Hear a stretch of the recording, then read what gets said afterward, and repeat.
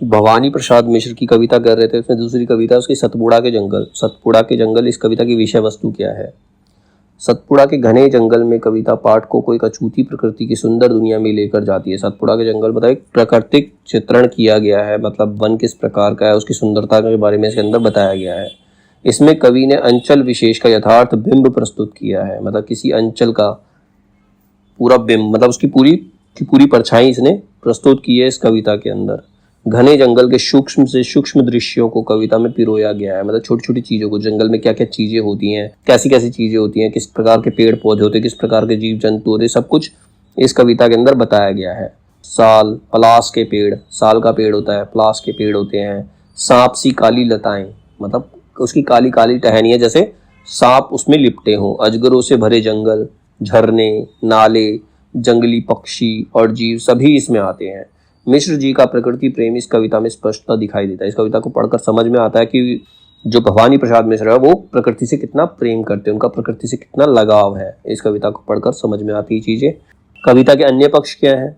भवानी प्रसाद मिश्र की भाषा शैली अत्यंत सहज और बोलचाल की भाषा के निकट है, मतलब उन्होंने जो कविता लिखी है आम बोलचाल की भाषा में लिखी ताकि लोगों को आसानी से समझ में आ सके।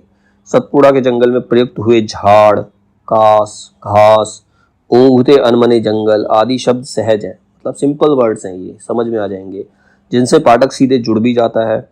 उनकी कविताओं को पढ़ते समय ऐसा लगता है जैसे कोई मित्र हमसे बातचीत कर रहा हो, जैसे आपस में दो मित्र बैठकर बात करते हैं, नॉर्मल भाषा में बात करते हैं, ऐसे ही उन्होंने नॉर्मल भाषा में कविता लिखी है, तो वो पढ़ने वाले को अट्रैक्ट भी करती है और उसे समझ भी आती है।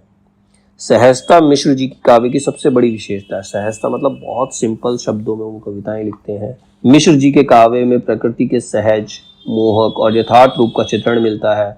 उनका प्रकृति चित्रण छायावादी सौंदर्य चित्रों से भिन्न है। उनकी कविताओं में सतपुड़ा, विंध्य रेवा और नर्मदा आदि के अनेक चित्रण मिलते हैं। नर्मदा नदी है, सतपुड़ा जंगल है, ठीक है। विंध्य रेवा ये हिमाचल की पहाड़ियों के बारे में है।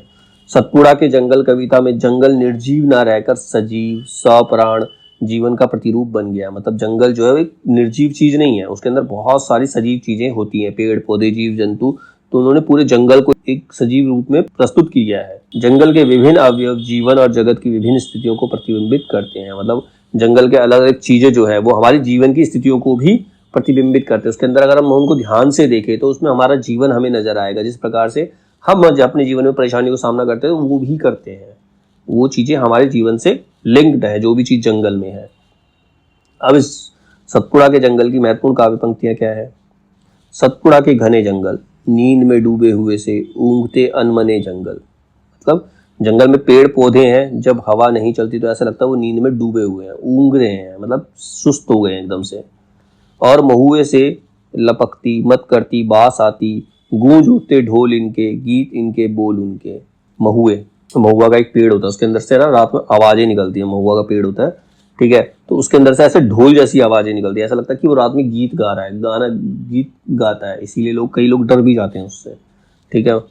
क्षितिज तक फैला हुआ सा, मृत्यु तक मैला हुआ सा, शुद्ध काली लहर वाला, मथित उदित जहर वाला। अब जो जंगल है क्षितिज तक, क्षितिज मैंने बताया था क्षितिज क्या होता है, जहां पर जमीन और आसमान मिलते हुए नजर आ रहे हैं, इतनी दूर दूर तक वो पूरा जंगल फैला हुआ है, काली काली टहनियां नजर आ रही हैं, वो टहनियां लहरा रही है, ऐसा लगता है वो काले सांप जो है वो जहर उगल रहे हैं।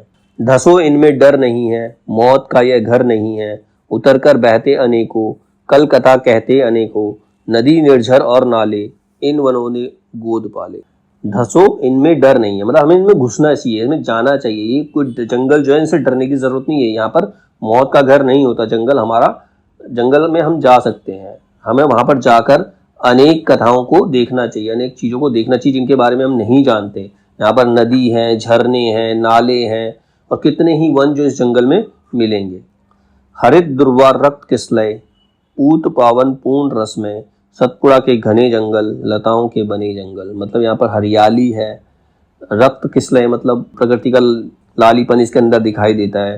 पावन मतलब पवित्र है ये। पूर्ण तरह रसमय मतलब वहाँ पर अलग अलग पक्षियों की चहचहाने की आवाज, तो वो तुम्हें प्रभावित करेगी, तुम्हें अपनी तरफ आकर्षित करेगी। तो ये है सतपुड़ा के घने जंगल, जो लताओं से पेड़ पौधों से बने हुए जंगल है, वो सतपुड़ा के जंगल है।